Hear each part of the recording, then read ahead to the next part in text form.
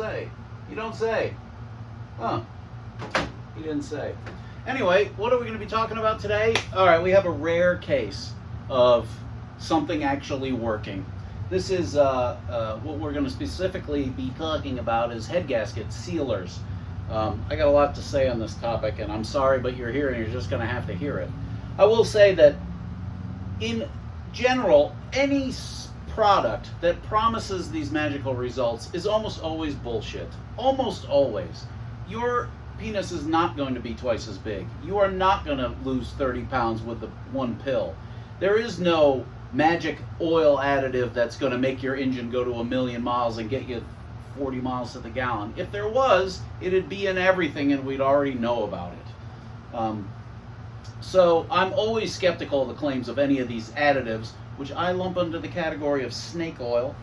But in this particular case, it was successful, or mostly successful. Let's talk about it. So what we got is a van with 390K on the motor that developed a head gasket leak. Why? Because it's been repeatedly overheated, and that's what happens.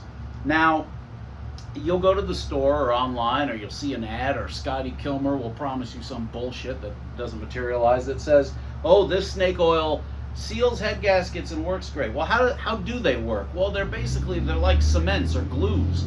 You put them in the cooling system, they circulate around, and when they find a leak, they're supposed to expand, solidify, harden, and stop that leak. They're called stop leak products. Brrr. All right.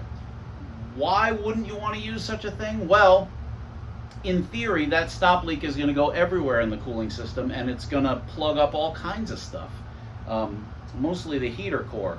So I would advise you to, if you're in this situation where you have like a questionable head gasket or one that's leaking but not gushing, not, leaking gallons every time you drive it, there's arguably no harm in trying one, because for 20 bucks or 50 bucks or whatever it promises, it might save you an engine, as it did in this case.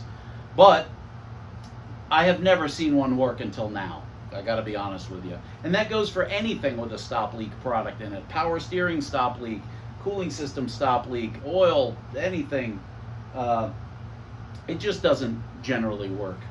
But I guess it doesn't hurt to try, I suppose. I would caution you, use it as directed, use it only once. If more is good, way too much more isn't better. So dumping 700 cans of stop leak in it is only going to cause more problems than it's going to solve. It's either going to work or it's not. One-shot deal. In this case, it did. And that's very exciting, I think. All right, boys and girls, here's our Hail Mary. Just for the hell of it. This was the roughly mid-priced one. O'Reilly says this is $80. It's not, but it isn't exactly cheap. Expect to pay about 40 bucks. And I started going down the rabbit hole of determining which one was the best one, and then decided you can't know which one is the best one, because how are you going to run a science experiment? What the fuck? So I just picked this because they've been around a long time or whatever, and I'm assuming they're all the same gaskets. So we're going to attempt to see if we can ameliorate a weepy head gasket. Works with all gas or diesel. Works with multiple cylinders. Warning, is designed to seal cooling system leaks. Pour directly in, or do not add to engine oil. That's good advice. All right. Allow to cool. Make sure engine is cool enough to remove the radiator. Shake well. Pour it into the thing. If direct access to radiator is not available, fill radiator and overflow tank. Reinstall radiator cap. Start the engine. Turn the heater fan on, which you wouldn't have to do in a Promaster because that doesn't have a valve. It flows into the heater core all the time. Run it for 15 minutes. Allow it to cool. Top up. And Bob's your uncle. And then, if you want to learn Spanish, here's your Rosetta Stone so you can learn Spanish. 1 bottle of cooling system from 8 quarts. Oh, perfect. Because you have about 2 gallons in your Promaster. Maybe a little bit more, but whatever. And we are going to Hail Mary. Made in the US of A. Quickly stops leaks. Permanent, blah, blah, blah. Of head. That says salad or sealer for junta, which I thought was military leader, of your head.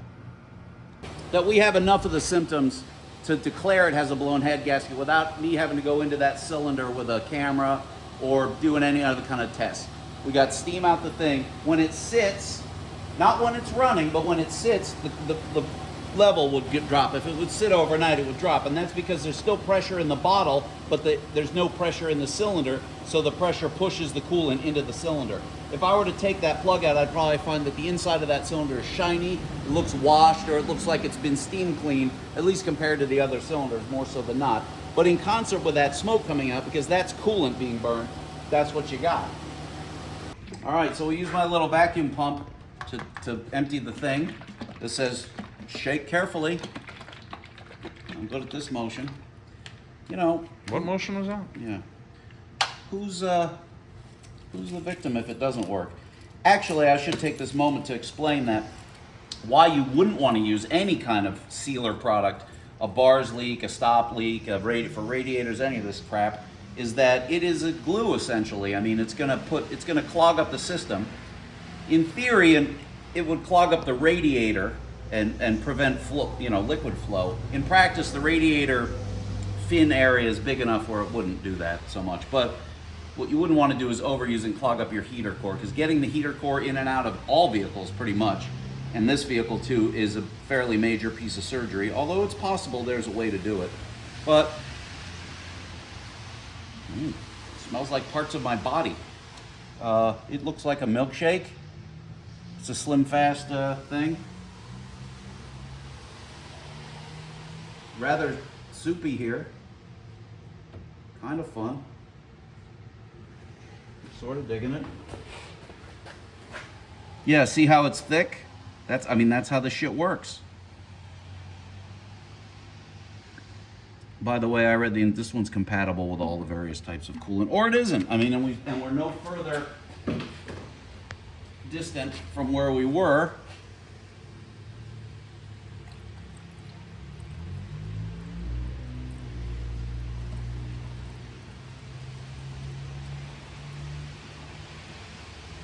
What I'm going to do is take it up a little bit higher than the line, because as soon as I start it, actually I'm just going to put it all in. I guess it would have fit.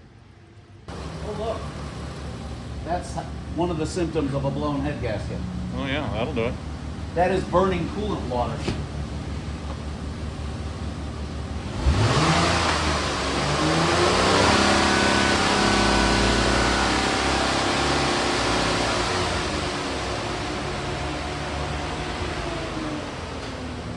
It's like a gall dang heavy metal concert in here. Yeah. All right, so I got my scanner hooked up to it, and we're looking to see. The suspect cylinders on this particular engine are 1 and 3, so I'll just leave that there, and I'll put that there so it doesn't fall over. As I rev it, you might see. I'm seeing it.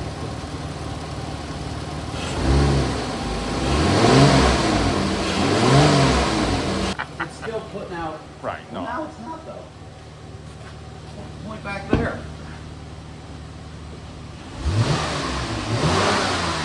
It's still coming out, but it ain't coming out like a friggin' Boston concert. That's actually pretty close to normal. When the other symptom of this, it had a global misfire code, because cylinders 1 and 3 were hitting, especially when you first started it up, when that liquid water was in the cylinder because it had been collecting. Then it would actively misfire and shake.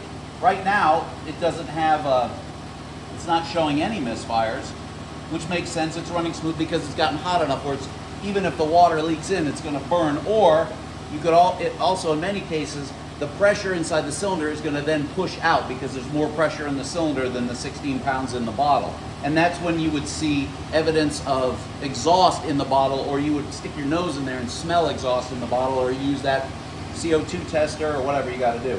What I do know is, I made a calculation the other day, this engine itself has 390,000 miles on it, and it's the second engine that's been in this van. The first one went to 5 something, and then we threw this one in, and okay, so it's got 390 on it, because I had like 70 when I bought it, and I know the mileage and blah, blah, blah. All right, if you blow a head gasket every 400,000 miles, man, if I had to take a guess, during one of those low coolant radiator events, it got hot enough to warp the head gasket, lift the head gasket on the rear bank. That's why the 2 misfires are on the same bank, adjacent cylinders, in fact. And that would be the path, that experienced too many overheat events, or one overheat event serious enough to warp the head, lift the gasket, now the gasket's leaking, so on. But as I'm looking here, it's not misfiring. If I go back to the codes, if I read our fault codes here, they're just going to be those 2. Now it thinks it has an active misfire on one and a stored for multiple. Multiple just means more than one. It could be all 6, but in this case it's 1 and 3 because I've been monitoring the misfires per cylinder elsewise. Now it thinks right now it has an active misfire, but this code is illusory because as you saw a second ago, if it's going to still come up, no, I have to scroll all the way back here because this is poor implementation in software. But as you saw, it had no, yeah, 1 or 3 is none are misfiring right now.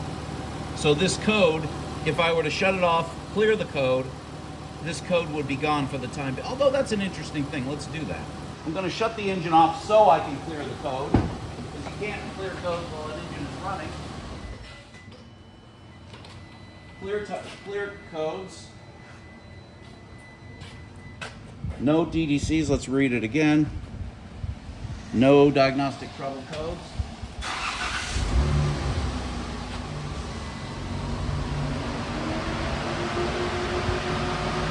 I'd have to go back and find it. I'm just interested if the code will return, and I can almost guarantee it won't.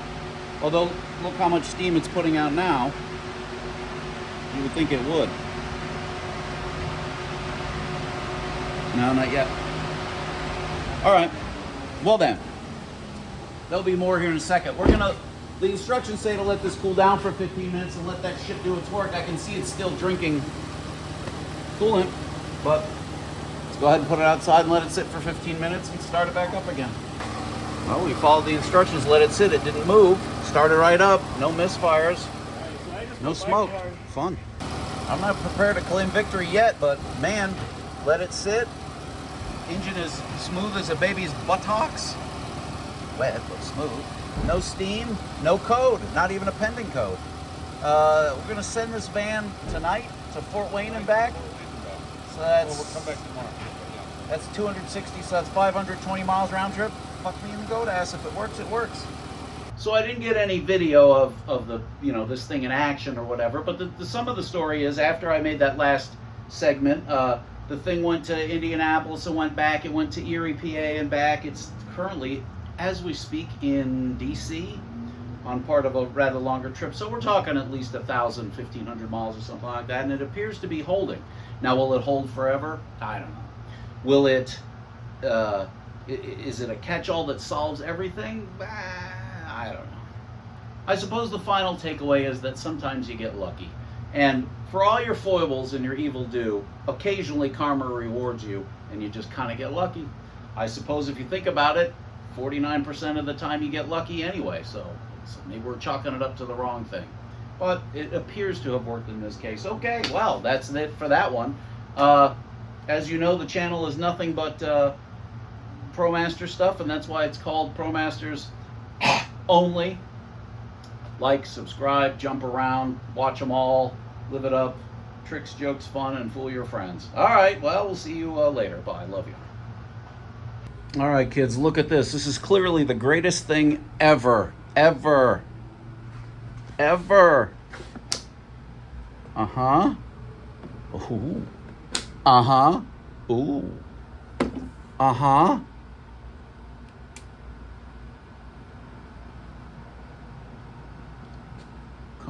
Come to daddy. Tubes? Come on. Oh.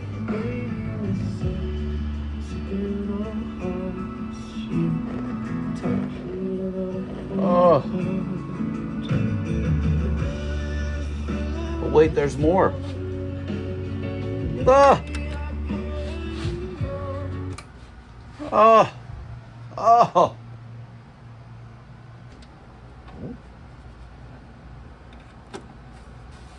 It needs a needle, but the record player basically works.